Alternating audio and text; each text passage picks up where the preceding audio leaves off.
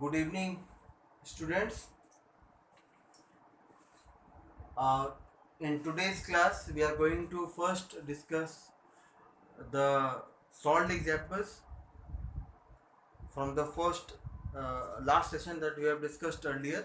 कल जो हम लोग पढ़े थे potential difference and electric potential, उसके बाद दो सॉल्व एग्जांपल दिया हुआ है आपके बुक में, solve example 1 and solve example 2, है ना. I don't know the page number but there are only two solve examples. But solve example 2 one is not that much difficult.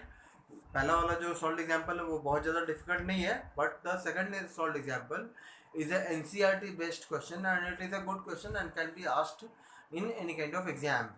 ठीक है, किसी एग्जाम में आ सकता है, तो आपका उसके ऊपर डिस्कशन जरूरी है. And later after that solve example in today's session we are going to discuss the MCQ questions of your from your book.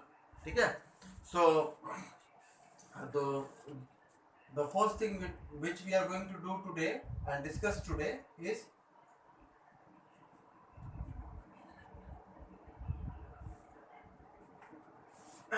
example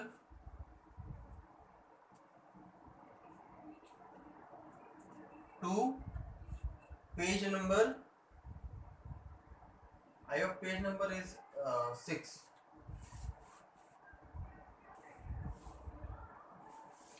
page number is 5. Question में क्या कह रहा है, how much energy is given to each coulomb of charge. How, मैं question लिख लेता हूं, time waste हो जाएगा. So now I have written the question क्या है, how much energy is given to each coulomb of charge passing through a 6 volt battery. पहले question को समझ लीजिए, ये एक एनसीईआरटी क्वेश्चन है ना. मुझे इंपॉर्टेंट लगा इसके पहले जो सॉल्व एग्जांपल 1 है वो कुछ बहुत ज्यादा डिफिकल्ट क्वेश्चन नहीं है. दो पॉइंट्स पर पोटेंशियल इलेक्ट्रिक पोटेंशियल दिया हुआ है ना. आपको वोल्टेज निकालना है, वोल्टेज दिया हुआ है. ठीक है, तो बहुत ही आसान क्वेश्चन है, उसमें बहुत ज़्यादा दिमाग नहीं लगाना है. इस क्वेश्चन का कंसेप्ट क्या है पहले समझ लीजिए. कह रहा है कि एक कूलम ऑफ चार्ज को 6 वोल्ट बैटरी के अंडर इन्फ्लुएंस में, 6 वोल्ट बैटरी का एक इलेक्ट्रिक पोटेंशियल हुआ ना, है ना. 6 वोल्ट बैटरी एक इलेक्ट्रिक फील्ड हुआ ना. इलेक्ट्रिक फील्ड में एक चार्ज को 6 वोल्ट बैटरी के अंडर पास करने के लिए कितना एनर्जी देना पड़ता है हर एक कूलम ऑफ चार्ज को, है ना. देखिए, how much energy is given to each coulomb of charge. यहाँ पे ईच कूलम ऑफ चार्ज का मतलब है एक कूलम ऑफ चार्ज को passing through a 6 volt battery. 6 volt battery एक क्लोज्ड सर्किट हुआ, है ना. ठीक है, इलेक्ट्रिक फील्ड हुआ, तो 6 वोल्ट बैटरी के इन्फ्लुएंस में एक कूलम ऑफ चार्ज को पास करने के लिए कितना एनर्जी सप्लाई करना पड़ता है. ये इस क्वेश्चन का आपको डिमांड है. ठीक है, तो सॉल्यूशन में पहले लिख लेंगे क्या क्या दिया हुआ है. सॉल्यूशन में गिवन चार्ज जिसकी बात कर रहे हैं वो कितना है, 1 कूलम. किस चार्ज को मूव कराना है, एक कूलम ऑफ चार्ज को, है ना, लिखा है ना, ईच कूलम ऑफ चार्ज. ठीक है, और जो इलेक्ट्रिक पोटेंशियल है वो कितना है, वो है 6 वोल्ट. ठीक है, तो हमारे पास इलेक्ट्रिक पोटेंशियल या पोटेंशियल डिफरेंस, क्योंकि 6 वोल्ट दिया हुआ है, तो 6 वोल्ट पोटेंशियल, इलेक्ट्रिक पोटेंशियल के इन्फ्लुएंस में जब चार्ज घूमेगा तो ऑब्वियस सी बात है, तो चार्ज मोशन में तो तभी ना होगा जब अलग अलग पॉइंट्स होगा. ठीक है, तो हमारे पास जो फॉर्मूला है वो क्या है, V is equal to W by Q. ठीक है, potential difference V is equal to work done per unit charge. ये हमारे पास फॉर्मूला है. How much work is done to move certain amount of charge under the influence of certain quantity of potential difference. ये हमारा concept है. ठीक है, तो इसमें हमको इलेक्ट्रिक पोटेंशियल पता है, चार्ज पता है, वर्क डन निकालना है, वर्क डन हमको निकालना है. ठीक है। तो बोलेंगे सर पूछ तो रहा है कि एनर्जी कितना लगेगा, आप कह रहे हैं कि वर्क डन निकालना है। तो कल के डिस्कशन में ही मैंने बोला था कि what do you mean by work done, work done is equal to energy required. ये तो कल डिस्कशन में जब पढ़ा रहे थे तो बताए थे, जब इलेक्ट्रिक पोटेंशियल बता रहे थे। कोई काम करना है तो काम करने के लिए वर्क डन होना है, बट वो वर्क डन तो तभी ना होगा जब there is certain quantity of stored energy inside the body. वो एनर्जी कंज्यूम होगा, तो जितना एनर्जी कंज्यूम होगा उतना ज्यादा उतना ही वर्क डन होगा, because energy consumed is equal to work done. Energy consumed is equal to work done. ठीक है। तो यहाँ पर जो एनर्जी रिक्वायर्ड है वो एक्चुअली में क्या है, जो हम वर्क डन निकालेंगे वही एनर्जी कंज्यूम्ड है। तो आगे क्वेश्चन में सॉल्व करने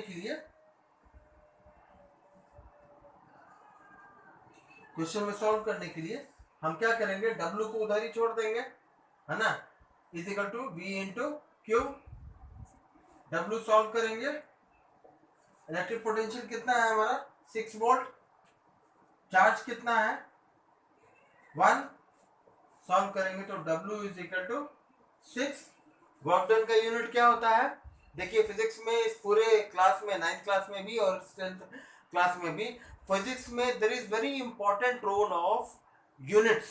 यूनिट का बहुत इंपॉर्टेंट रोल है, बिकॉज यूनिट्स अगर आप गलत लिखेंगे या यूनिट्स का कंसेप्ट क्लियर नहीं है तो आपको न्यूमेरिकल्स को सॉल्व करने में बहुत परेशानी होने वाला है। ठीक है।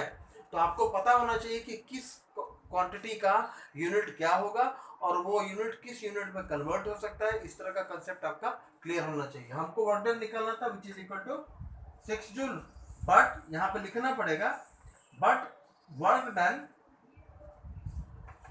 Done is the energy required equal to 6 joule, है ना। जो वर्क डन है वही तो एक्चुअली में एनर्जी रिक्वायर्ड है। वो काम कब हुआ, जब रिक्वायर्ड एनर्जी पूरा हुआ, है ना। एक 1 कूलम ऑफ चार्ज को 6 वोल्ट बैटरी के इन्फ्लुएंस में पास कराना है ना, तो कुछ सर्टेन काम करना है। उतना काम करने के लिए वो काम तो तभी हो पाएगा because there is when there is certain quantity of energy stored inside the charge. ठीक है।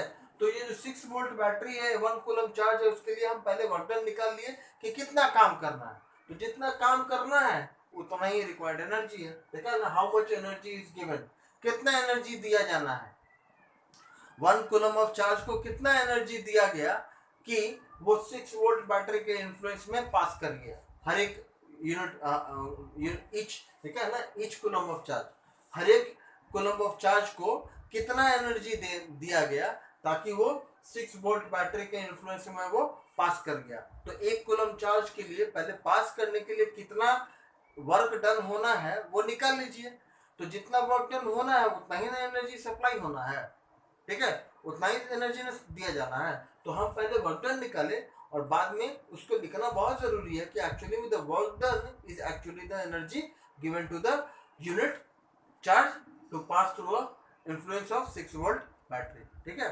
तो एक इंपॉर्टेंट क्वेश्चन था एग्जाम्पल 2, अच्छा लगा तो मैंने आपको एक्सप्लेन कर दिया। अगला जो चीज़ हम लोग डिस्कस करेंगे वो है MCQ क्वेश्चन। थोड़ी तैयारी कर लेते हैं, आप वेट करिए। So we are going to discuss the MCQ question that is given on page number 6, question number 17 to 21. We are going to discuss question number 17 to 21. ये देखिए, ये बहुत ज़रूरी है कि आप कितना भी पोर्शन कंप्लीट करते जाएं उसको ऐसे MCQ क्वेश्चन या शॉर्ट आंसर क्वेश्चंस के माध्यम से रिवाइज करते चले जाइएगा तो आपका कंसेप्ट क्लियर रहेगा, है ना। तो so what we are going to discuss is MCQ question that is given on page number 6. Given on page number 6, book is Asian Physics, chapter 1, page number 6, question number 17 to 21. देखिए एक एक करके मैं questions को read करूंगा, है ना। If possible, you keep your textbook along with you, है ना।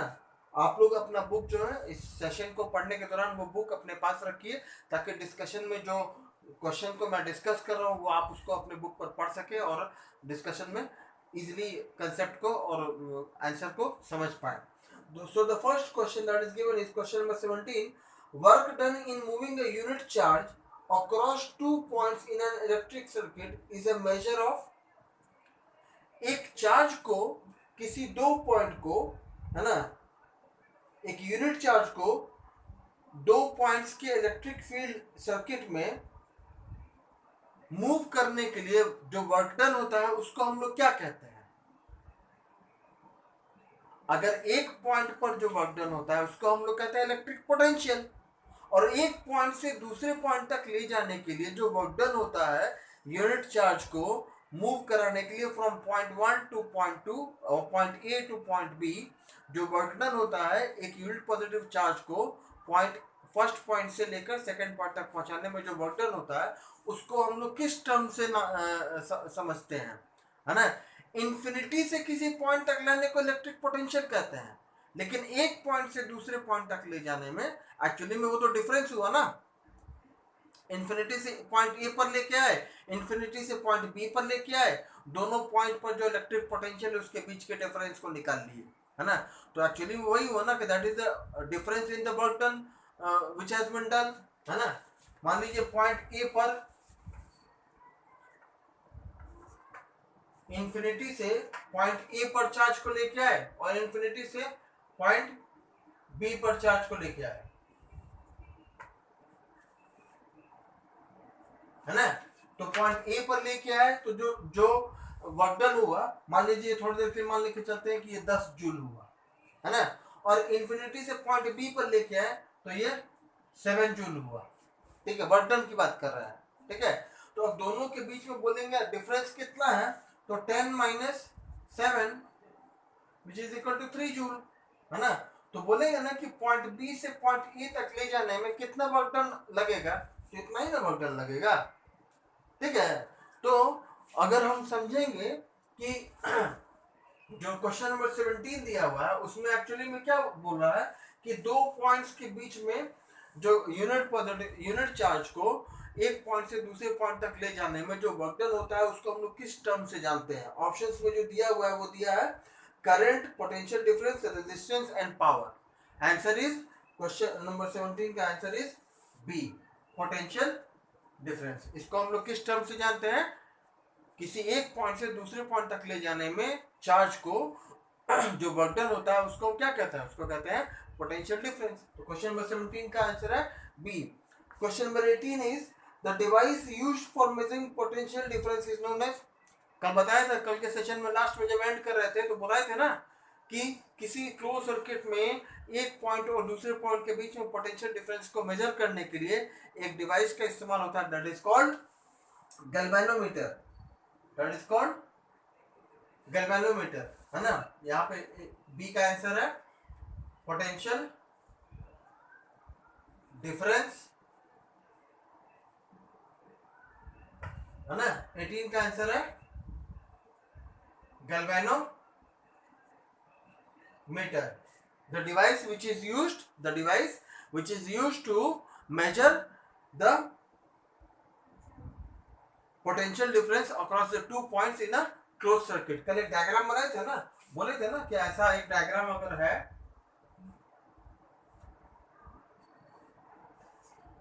अगर इस पॉइंट और इस पॉइंट के बीच में पोटेंशियल डिफरेंस मेजर करना है तो इसके पैरेलल एक डिवाइस लगाते हैं, है ना?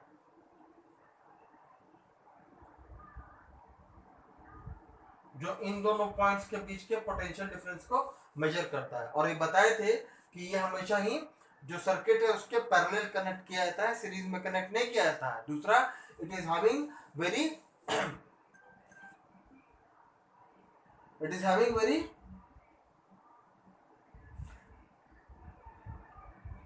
हाई रेजिस्टेंस, उसका जो रेजिस्टेंस पावर होता है वो बहुत ही हाई होता है, ठीक है? ये कल के सेशन में बताया था मैंने, है ना? So the next question is question number 19, ठीक है? Question number 19, question number 19, which of the following units could be used to measure electric charge?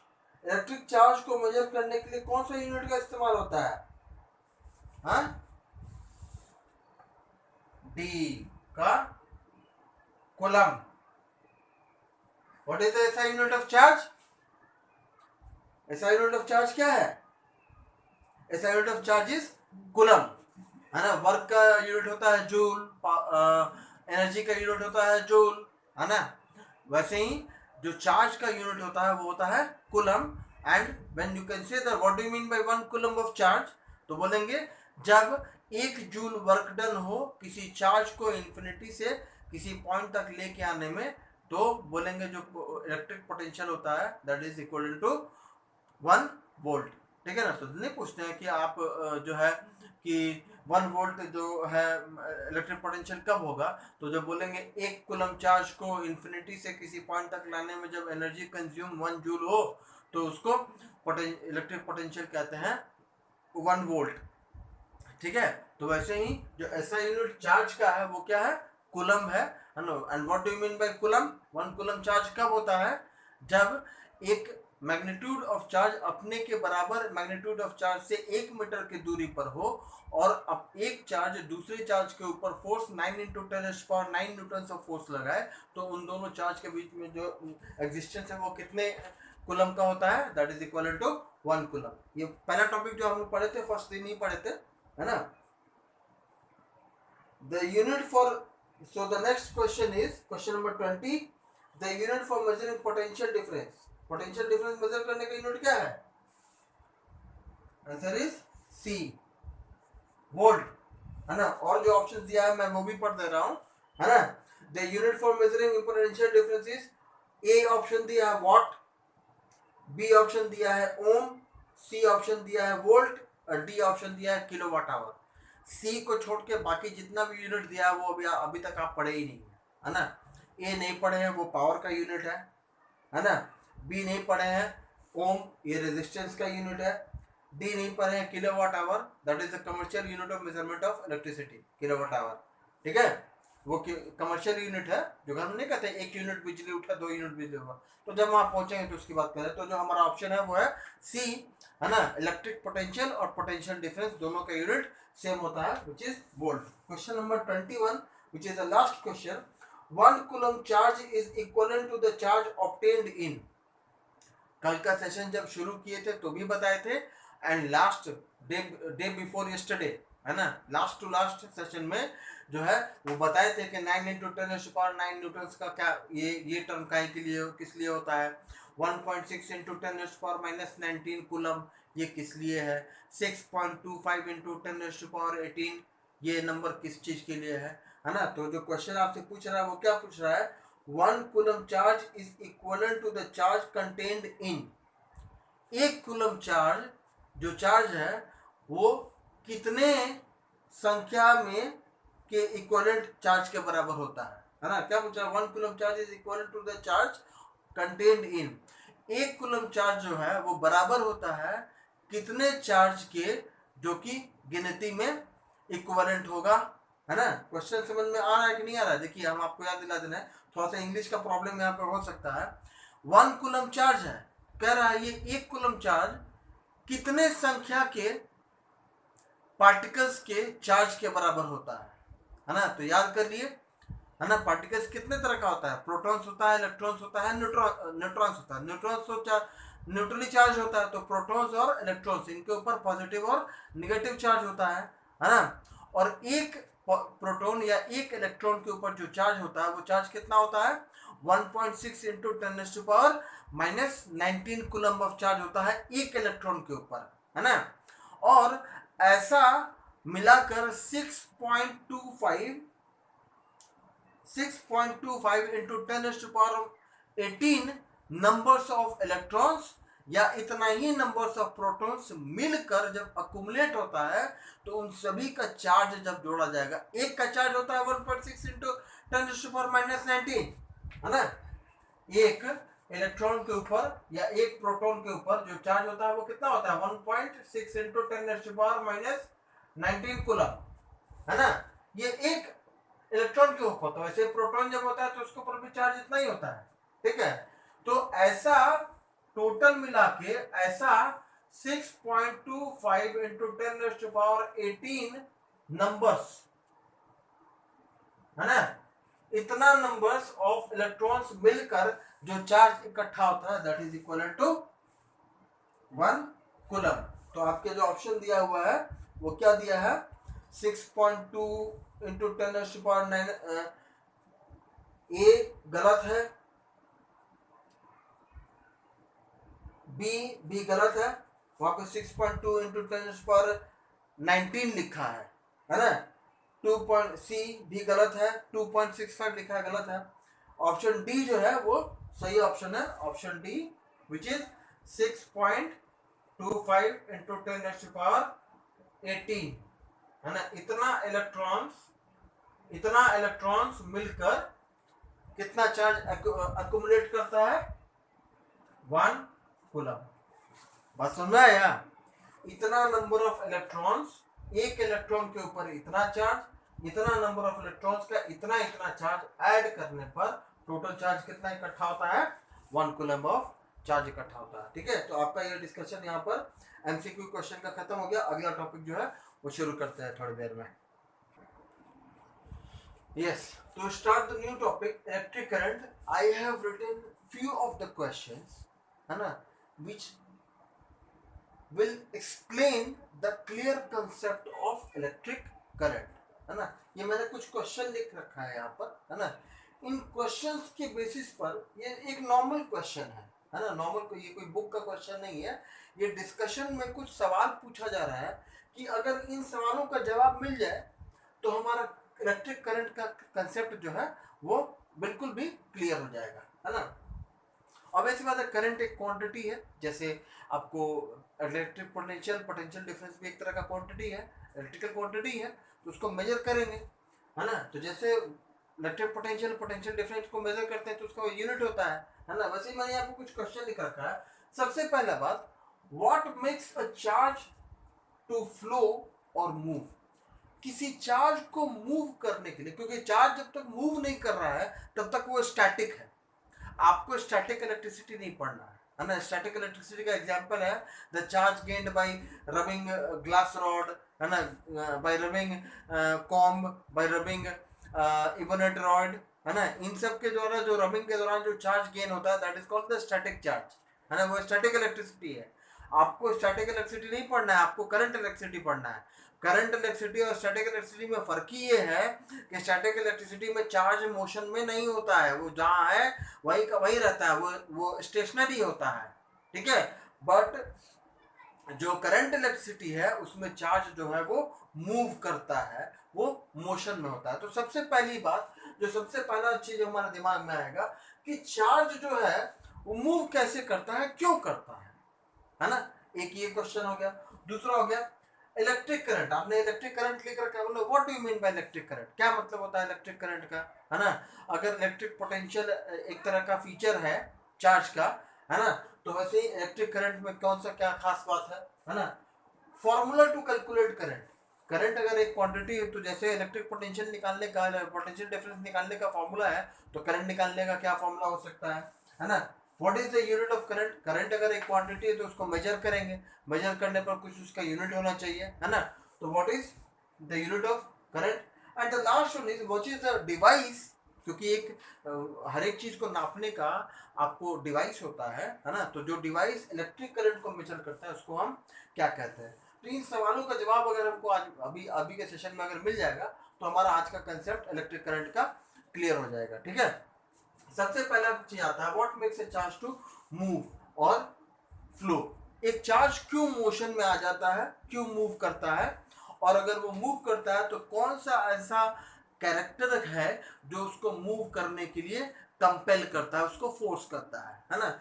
इसकी बात की शुरुआत करते हैं कंडक्टर से क्योंकि ऑब्वियस सी बात है, हम जिस करंट को बात कर रहे हैं वो करंट कहाँ फ्लो करता है, करंट कंडक्टर में फ्लो करता है।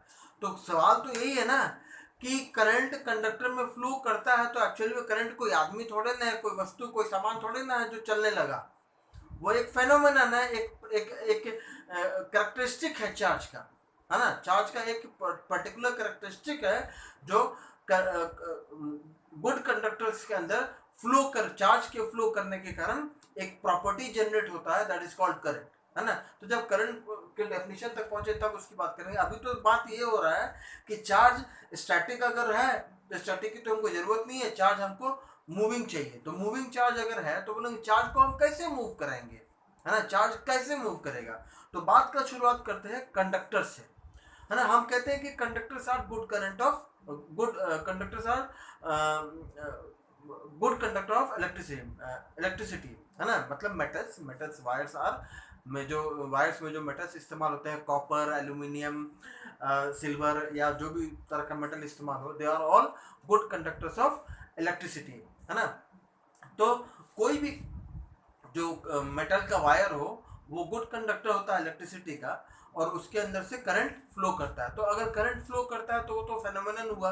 हम आखिर ये पहुंचेंगे कि उस कंडक्टर के अंदर, उस मेटल वायर के अंदर, उस मेटल के एटम्स के अंदर, पार्टिकल्स के अंदर कौन सा ऐसा प्रॉपर्टी हुआ जिसके कारण चार्ज जो है वो मूव करने लगा। क्या क्वेश्चन है, चार्ज क्यों मूव करता है, क्यों फ्लो करता है ना। तो मेटल वायर्स के अंदर क्या होता है कि मेटल एक्चुअली बेसिकली एक एलिमेंट है ना। एलिमेंट का एटम होता है, एटम में इलेक्ट्रॉन्स होता है, ठीक है। तो क्योंकि हर एक एलिमेंट जो मेटल है वो गुड कंडक्टर है, उसकी एक कॉमन प्रॉपर्टी क्या है कि उसके आउटर मोस्ट शेल में मौजूद इलेक्ट्रॉन्स है, they are free to move.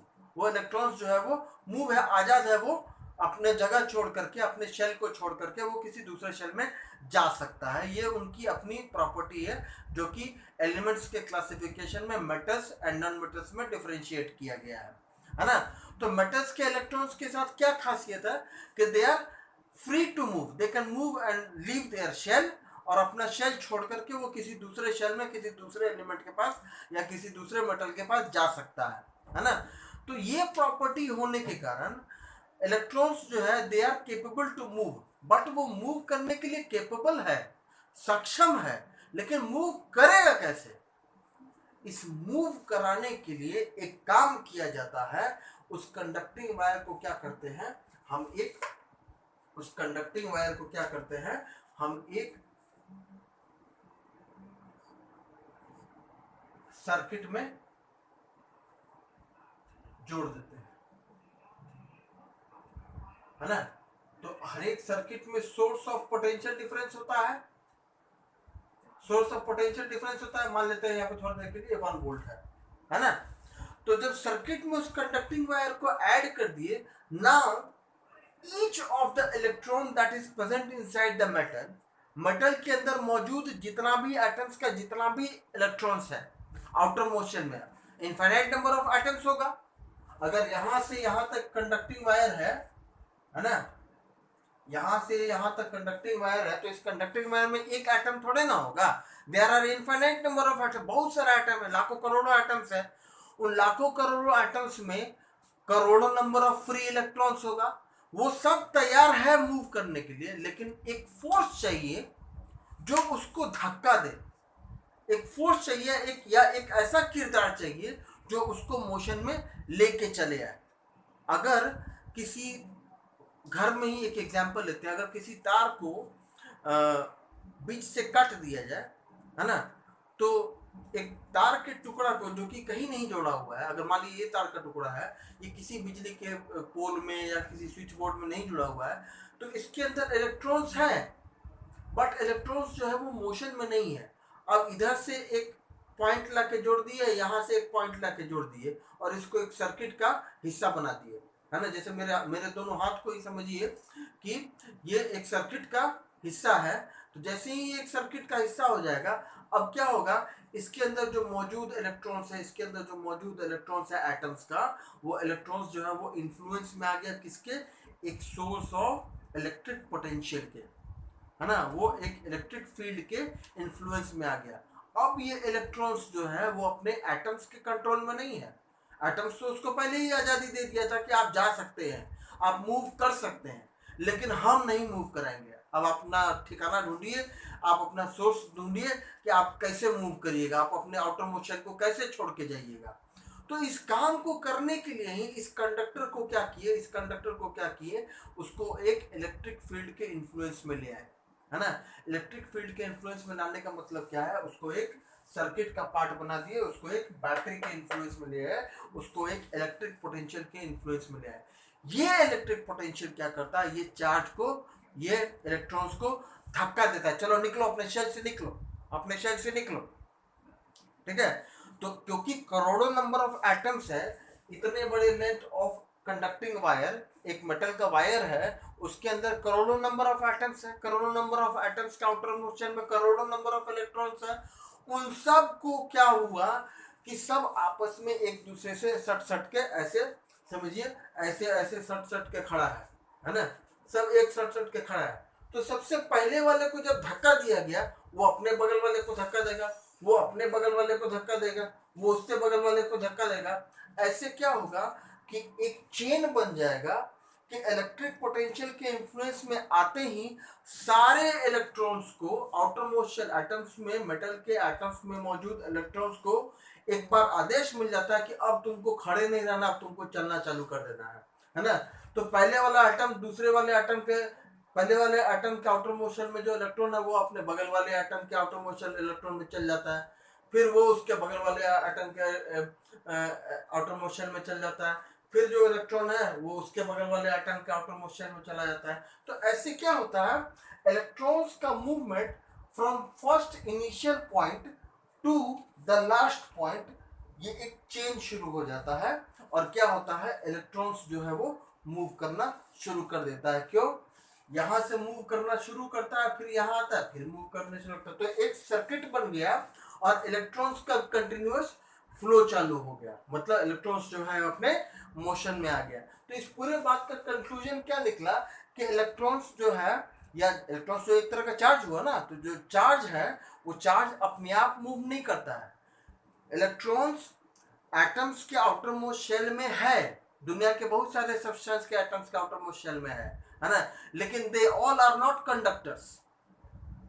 Motion में किसको आना है, जो कंडक्टर्स है, जो मेटल्स है, उनके एटम्स के आउटर मोस्ट शेल में जो मौजूद इलेक्ट्रॉन्स है, इलेक्ट्रॉन्स एक तरह का चार्ज होता है, नेगेटिव चार्ज होता है ना, उसको जो है जब किसी इलेक्ट्रिक पोटेंशियल के इन्फ्लुएंस में लेकर आएंगे, किसी बैटरी सोर्स सर्किट में जोड़ देंगे, तो वो क्या होता है, वो मोशन में आ जाता है। वो इन्फ्लुएंस में आने के कारण इलेक्ट्रॉन्स को मौजूद एटम्स में मौजूद इलेक्ट्रॉन्स को एक कमांड मिलता है कि now you have to be in motion, अब तुमको चलते रहना है, चलते रहना है, चलते रहना है। और ये कब तक चलते रहेगा, जब तक इसको स्विच को कट ना कर दिया जाए। इस स्विच को कट न कर दिया, इस सर्किट को अगर बीच में ब्रेक कर देंगे, इलेक्ट्रिक पोटेंशियल का इन्फ्लुएंस खत्म हो जाएगा, चार्ज का फ्लो बंद हो जाएगा, करंट का सप्लाई खत्म हो जाएगा। बस समझ में आ गया है ना। तो ये हमारा हो गया पहले क्वेश्चन का आंसर कि आखिर जो इलेक्ट्रॉन्स है वो क्यों मूव करता है ना। अब बात आता है कि इलेक्ट्रॉन्स मूव तो करता है, अब इस पे एक अगर पाबंदी लगा दिया जाए कि यार जरा बताओ तो हमको, इस पॉइंट पर मान नाम देते हैं ए, इस पॉइंट पर कितने समय में कितना इलेक्ट्रॉन्स पास कर रहा है, कितना चार्ज, इलेक्ट्रॉन्स एक तरह का चार्ज हुआ ना, electrons is a kind of charge, negative charge है ना। इलेक्ट्रॉन्स जो है अगर एक पाबंदी लगा दिया जाए, इस पॉइंट से पास करना है, तो पहले बताना पड़ेगा कि कितने समय में, यहां पर से इस पॉइंट पर से कितने समय में कितना चार्ज पास करता है ना। इस calculation of how much quantity of flow of charge is there in certain period of time, कितने समय में कितना चार्ज पास कर रहा है, या इतना चार्ज इतने समय में पास कर रहा है, इस rate of passing of charge in certain period of time को ही इलेक्ट्रिक करंट कहते हैं। आपके बुक में जो डेफिनेशन दिया हुआ है वो क्या दिया हुआ है, rate of flow of charge is called electric current, है ना। कितना चार्ज फ्लो किया, 20 कूलम, अच्छा ठीक है, 20 कूलम फ्लो किया, कितने देर में फ्लो किया, 4 सेकंड में। रेट निकाल लीजिए, इतना चार्ज इतने समय में फ्लो किया, जो रेट निकलेगा that is electric current. Simple, it's very simple, है ना, कि कितना चार्ज कितने समय में पास किया, इसका रेट निकाल लीजिए, this much charge in this much time, है ना। तो चार्ज का यूनिट हुआ कूलम, टाइम का यूनिट हुआ सेकंड। तो इतना quantity of charge has pass in this much amount of second, this much second of time, so the rate is coulomb per second. This coulomb per second calculation of rate is called electric current, है ना।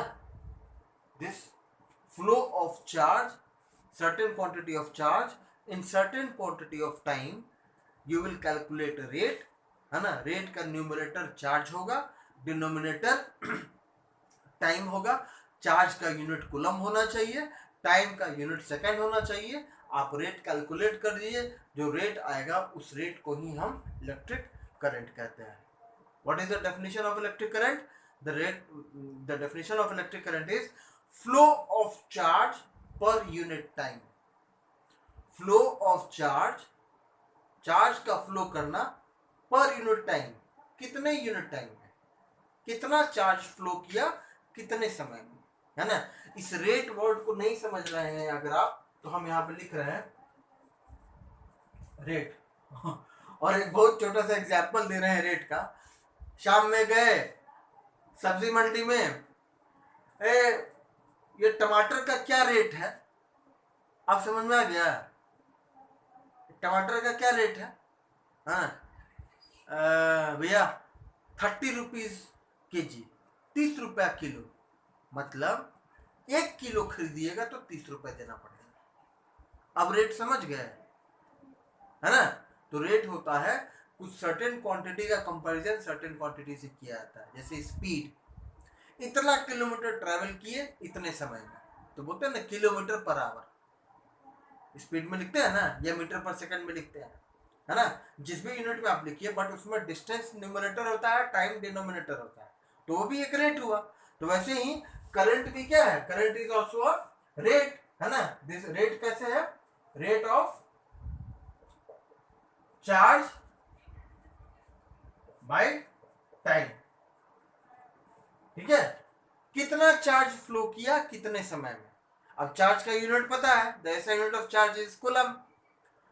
Time का SI unit पता है second, तो coulomb per second निकाल लीजिए, numerator होगा charge, denominator होगा टाइम, जो क्वांटिटी निकलेगा that is the required quantity of current that is flowing inside this circuit. बात समझ में आ गया, करंट कितना फ्लो कर रहा है वो निकल जाएगा। बात समझ में आ गया। अब ये हमारा हो गया कि करंट होता क्या है, तो rate of flow of charge per unit time, rate of flow of charge per unit time, that is called electric current. What is formula to calculate current, है ना। तो करंट को रिप्रेजेंट करते हैं हमेशा आई से, है ना। जैसे V से रिप्रेजेंट करते हैं पोटेंशियल डिफरेंस या इलेक्ट्रिक पोटेंशियल को, V से डिनोट करते हैं, वर्क डन को W से डिनोट करते हैं, चार्ज को C से रिप्रेजेंट करते हैं, कैपिटल C से। वैसे ही कैपिटल I से करंट को रिप्रेजेंट करते हैं, and current I is equal to charge upon time, ठीक है। तो quantity of charge in certain amount of time, ठीक है।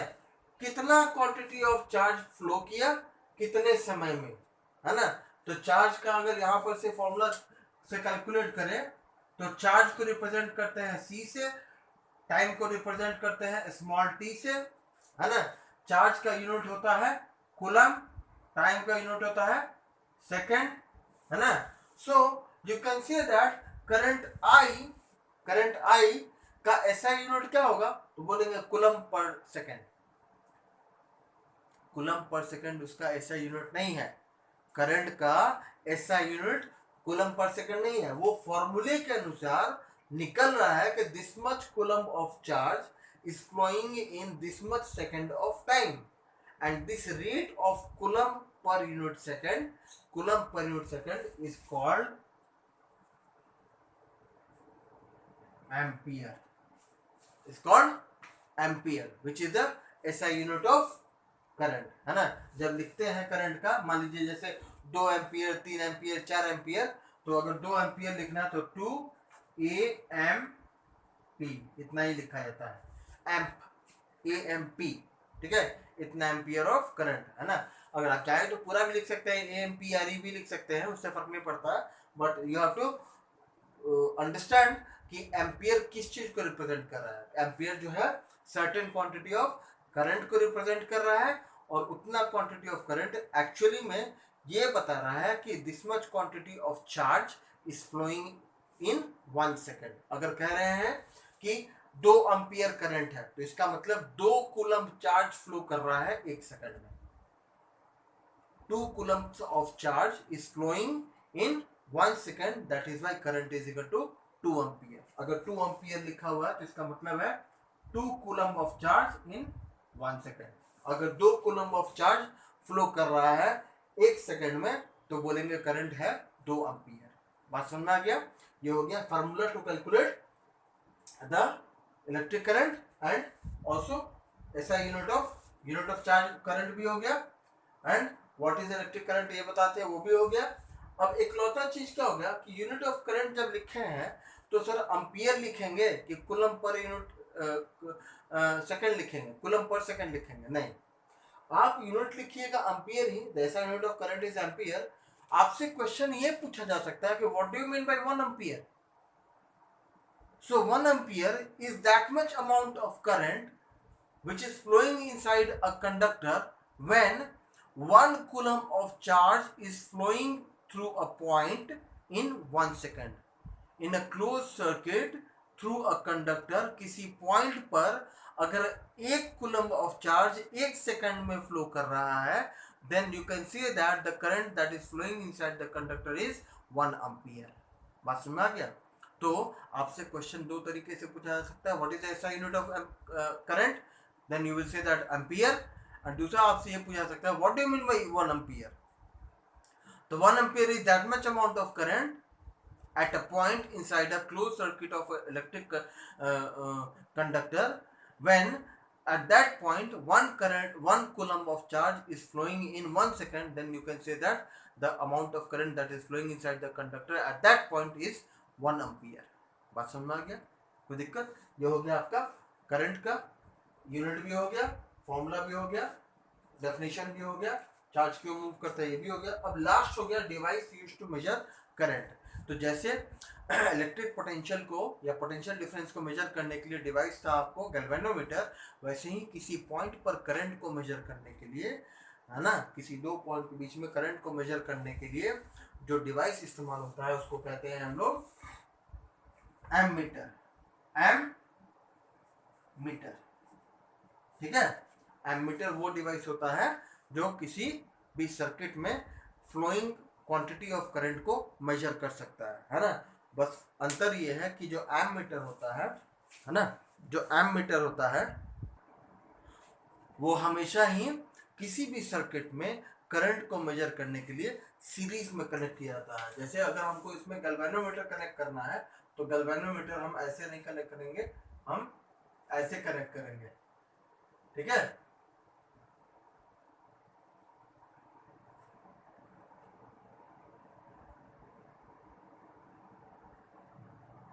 लेकिन अगर एमीटर हमको कनेक्ट करना होगा इसी सर्किट में, अगर एमीटर कनेक्ट करना होगा मतलब करंट को मेजर करना है, तो वो सीरीज में कनेक्ट होगा। मतलब इस कंडक्टिंग वायर में एक के बाद एक जब कोई डिवाइस कनेक्ट होता है तो उसको हम कहते हैं सीरीज में कनेक्ट हुआ, है ना। तो एमीटर हमेशा सीरीज में कनेक्ट होता है और गैल्वेनोमीटर जो है वो करंट फ्लोइंग सर्किट के पैरेलल कनेक्ट होता है, ठीक है। तो ये हुआ रिप्रेजेंटेशन ऑफ गैल्वेनोमीटर और ये हुआ कनेक्शन ऑफ एमीटर। किसी डिवाइस में एमीटर कैसे कनेक्ट किया जाता है किसी सर्किट में, और किसी सर्किट में गैल्वेनोमीटर कैसे कनेक्ट किया जाता है, ये पैरेलल कनेक्ट किया जाता है।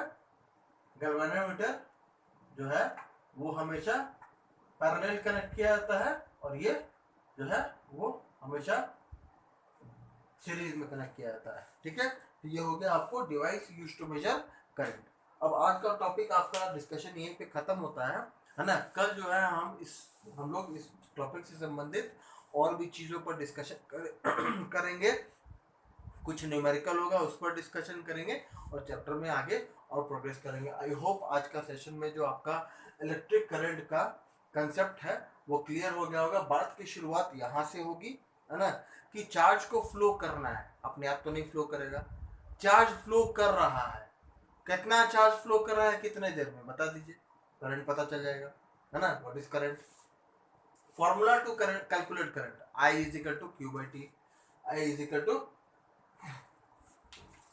टू सॉरी सी लिख दी है, I is equal to charge को रिप्रेजेंट करते हैं क्यू से, है ना, I is equal to Q by T, current निकलने का फॉर्मूला हो गया। जब निकालेंगे तो चार्ज का यूनिट हो गया कूलम, टाइम का यूनिट हो गया सेकंड।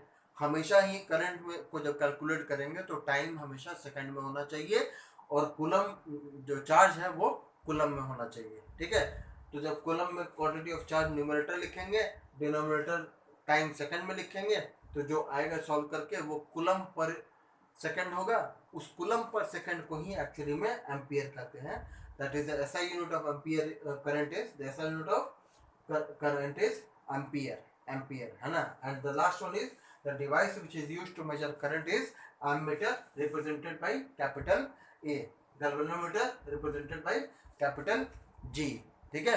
अब एक लास्ट थिंग जो है वो एममीटर का जो रेजिस्टिविटी होता है, रेजिस्टेंस जो होता है वो एकदम कम रखा जाता है, जानबूझ के कम रखा जाता है ताकि वो किसी भी क्वांटिटी ऑफ करंट को कंज्यूम ना करे, ठीक है। रेजिस्टेंस जो है वो अगर कम रखेंगे तो वो ना किसी भी तरह का difference in potential difference show नहीं करेगा, ठीक है। अगर शो करेगा, अगर मान लीजिए वो खुद ही अगर पोटेंशियल डिफरेंस को चेंज करने लगेगा तो करंट का एग्जैक्ट मैग्नीट्यूड नहीं देगा, ठीक है। इसीलिए वैसे ही जैसे गैल्वेनोमीटर है, गैल्वेनोमीटर का रेजिस्टिविटी बहुत हाई होता है ना, और एमीटर का रेजिस्टिविटी बहुत कम रखा जाता है ताकि वो सर्किट के इंटरनल जो उसका पैरामीटर्स है उसको वो इफेक्ट ना कर पाए और एग्जैक्ट वैल्यू दे। बात समझ आ रहा है। तो एमीटर का रेजिस्टेंस जो है वो बहुत कम होता है, गैल्वेनोमीटर का बहुत हाई रेजिस्टेंस रखा जाता है ना। बात समझ आ रहा है। तो ये हो गया आज का डिस्कशन आपका। कल फिर से नया टॉपिक को शुरुआत करेंगे और चैप्टर में आगे प्रोग्रेस करेंगे, ठीक है। Thank you.